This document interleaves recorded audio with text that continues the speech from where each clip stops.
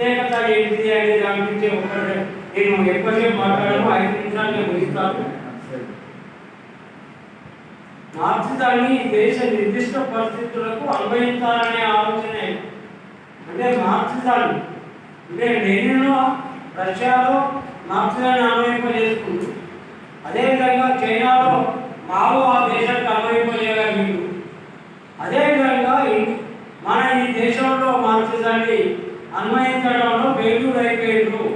కాబట్టి దాన్ని అన్వయించాల్సిన అవసరం ఉంది. అంటే ఈ దేశ నిర్దిష్ట పరిస్థితులు నిర్దిష్టంగా ఏమేమి ఉన్నాయి, ఇక్కడ వర్గం ఒకటే ఉందా, వర్గం అనేది ప్రపంచవ్యాప్తంగా ఉంటే ఇక్కడ ఏముంది, అసాధారణ వర్గం అని మార్క్స్ ఎందుకన్నాడు అంటే ఏ దేశంలో అసాధారణ కాదు, కానీ ఈ దేశంలో అసాధారణ అనే పద్ధతులు ఎందుకు వచ్చింది అనే పద్ధతులు కూడా మనం లోతుగానే పరిశీలించాల్సిన అవసరం ఉంది. అదేవిధంగా మా కమ్యూనిస్టానికి 100 సంవత్సరాలు దాటింది, అంబేద్కరిస్టులు 100 సంవత్సరాలు దాటింది, ఆర్ఎస్ఎస్ సంబంధించిన వాళ్ళు 100 సంవత్సరాలు దాటింది. ఆర్ఎస్ఎస్ వాళ్ళు కమ్యూనిటీ చెప్తున్నారు. ఇప్పుడు మొత్తం కూడా దేశాన్ని ఇవాళ ఎన్నుకున్న పరిస్థితి కనబడుతుంది.